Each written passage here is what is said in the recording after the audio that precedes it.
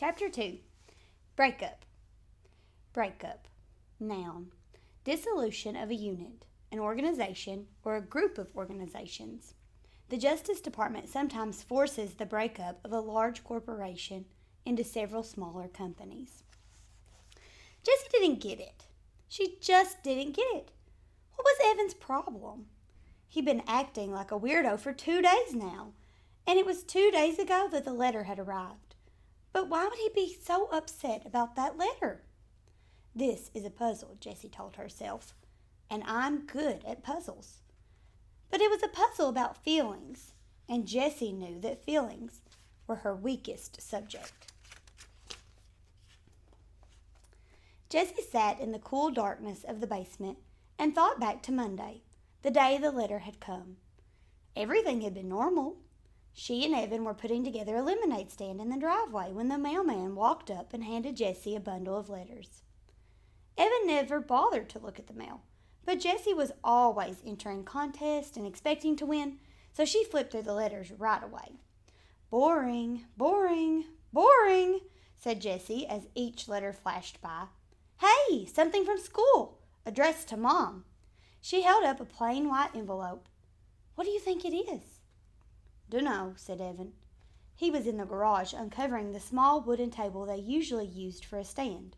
It was buried under 2 snow tubes, 2 boogie boards, and the garden hose. Jessie watched while Evan gave a mighty pull and lifted the table up over his head. Wow, he's gotten so big, thought Jessie, remembering what Mom had said about Evan's growth spurt. Sometimes Jessie felt like Evan was growing twice as fast as she was. Growing up, growing away. It looks important, said Jessie. It looks like bad news, is what she thought in her head. Was there a problem? A complaint? A mix-up?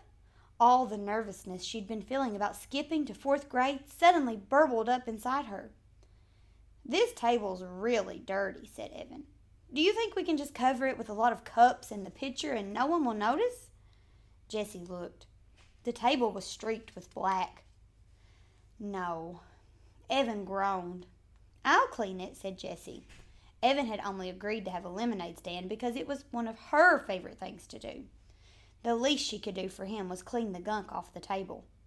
Maybe, she said, holding up the envelope, they're postponing school. Maybe the first day isn't going to be next Tuesday. You think? That got Evan's attention. Let's ask Mom to open it, he said. Up in the humming cool of her office, Mrs. Tresky read the letter through once. Well, she said, this is a curveball. She looked right at Evan. Jessie thought her face looked worried. Evan, you and Jessie are going to be in the same class this year. You'll both have Mrs. Overton. Jessie felt relief flood her entire body. The same class? If she could have wished for one thing in the whole world, that's what she would have wished for. She would be with Evan, and Evan would make everything easier. He would introduce her to all those 4th graders. He would show them all that she was okay, not some puny 2nd grader who didn't really belong. But Evan didn't look happy. He looked angry. Why? He asked in an almost shouting voice. Mrs. Tresky scanned the letter. Well, the classes were small to start with, and now some of the 4th graders they thought would be attending aren't because they're moving or switching to private schools, so they need to combine the 2 small classes into one bigger class. That is so unfair, said Evan. I wanted Mrs. Scobie, and I don't want. He looked at Jessie. This is so unfair. Jessie was surprised. This was great news. Why didn't Evan see that? They always had fun together at home, and now they could have fun in school too. It'll be fun, she said to Evan. It will not be fun, said Evan. School isn't fun. And then he stomped downstairs and locked himself in his room for the rest of the afternoon. They never finished the lemonade stand. And here it was, 2 days later, and Evan was still all locked up, even though he wasn't in his room. He wouldn't talk to her, and he wouldn't play with her. So Jessie went up to her room and did what she always did when she was upset or angry or sad or confused. She started reading Charlotte's Web. She had read the book about 100 times.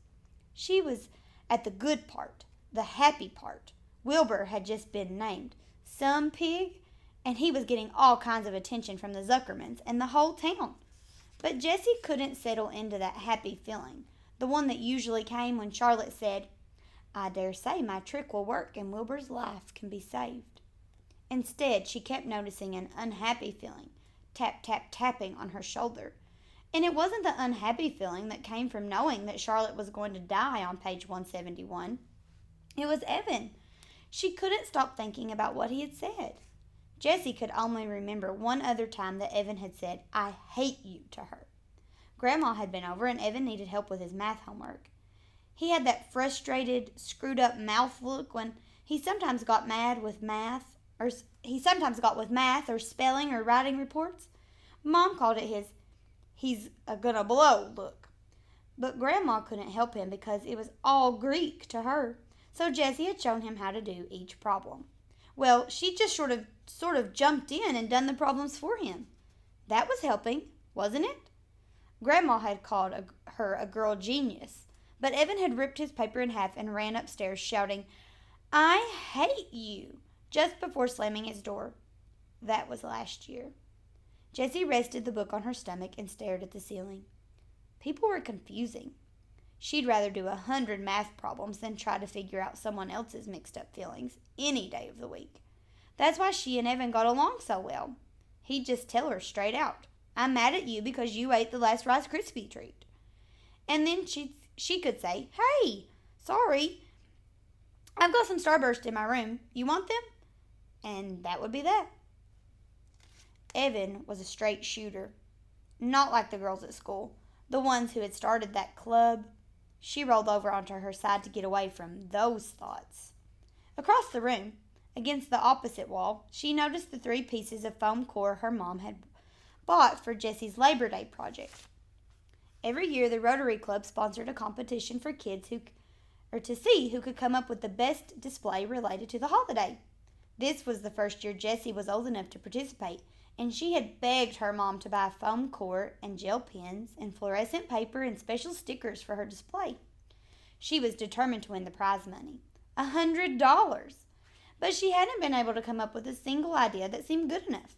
So here it was, just 5 days before the competition, and the foam core was still completely blank. Jessie reached for her book. She didn't want to think about the girls at school, and she didn't want to think about the competition. She started reading again. Wilbur and Charlotte were at the fair, and Charlotte was beginning to show her age. Jessie read the words that Wilbur said to his best friend. "I'm awfully sorry to hear that you're feeling poorly, Charlotte. Perhaps if you spin a web and catch a couple of flies, you'll feel better." Well, the second part didn't apply at all, but Jessie imagined herself saying the first line. "I'm awfully sorry to hear that you're feeling poorly, Evan." It sounded about right. At least it would show him that she cared, and Jessie knew that this was important when someone was feeling upset. She decided to go downstairs and give it a try. She would do just about anything to get Evan back the way he was before the letter. Jessie looked in the kitchen and the backyard. No Evan. She was halfway down the steps to the basement when she heard a noise coming from the garage. She opened the door and felt the full heat of the day on her skin. It was like some giant had blown his hot, stinky breath on her. In the garage, she found Evan and Scott Spencer. Weird, she thought. Evan doesn't even like Scott Spencer. They'd been on again, off again friends from kindergarten. But ever since Scott had purposely put Evan's bike helmet under the wheel of the Treske's minivan so that Mrs. Treske ran over it when she backed out, the friendship had definitely been off. Jessie looked from Evan to Scott and back again. Now she had no idea what to say. "I'm awfully sorry to hear that you're feeling poorly, Evan." Didn't seem to make much sense when Evan was obviously having fun with his friend. She tried to think of something else to say. All she could come up with was, "What are you doing?" The boys were bent over a piece of cardboard. Evan was writing letters with a skinny red felt-tip pen. The purple cooler was in the middle of the garage, and 2 plastic chairs were stacked on top of it. On the top chair was a brown paper bag. "Nothing," said Evan, not looking up. Jessie walked over to the boys and peered over Evan's shoulder. Lemonade, 50 cents. She said, "You spelled lemonade wrong. It's an O, not an I." But she thought, "Oh, good, a lemonade stand.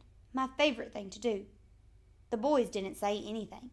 Jessie saw Evan's mouth tighten up. "You want me to make the lemonade?" she asked. "Already made," said Evan. "I could decorate the sign," she said. "I'm good at drawing butterflies and flowers and things." Scott snorted. "Huh, we don't want girl stuff like that on our sign." "Do you want to use my lockbox to keep the money in? It's got a tray with separate compartments for all the different coins." "Nope," said Evan, still working on the sign. "Well," she said, looking around, "I can clean the table for you." The small wooden table, still covered in black streaks, was pushed up against the bikes. "We're not using it," said Evan. "But we always use the table for a stand," said Jessie. Evan pushed his face in her direction. "We don't want it." Jessie took a couple of steps back. Her insides felt runny like a fried egg that hadn't cooked enough. She knew she should just go back into the house, but for some reason her legs wouldn't move. She stood still, her bare feet rooted to the cool cement. Scott whispered something to Evan, and the two boys laughed, low and mean. Jessie swayed toward the door, but her feet stayed planted. She couldn't stand it that Evan wanted to be with Scott, who was a real jerk, more than her. "Hey," she said, "I bet you need change. I've got a ton. You could have all of my change, as long as you pay it back at the end of the day." "Don't need it," said Evan. "Yeah, you do," insisted Jessie. "You'll always need change, especially in the beginning. You'll lose sales if you can't make change." Evan capped the pen with a loud snap and stuck it in his pocket. "Scott's bankrolling us. His mom keeps a change jar, so we've got plenty." The boys stood up. Evan held the sign for Scott to read, turning his back on Jessie. "Awesome," said Scott. Jessie knew that the sign was not awesome. The letters were too small and thin to read from a distance. Evan should have used a fat marker instead of a skinny felt-tip pen. Everyone knew that. There weren't any pretty decorations to attract customers, and the word lemonade was spelled wrong. Why wouldn't Evan take a little help from her? She just wanted to help.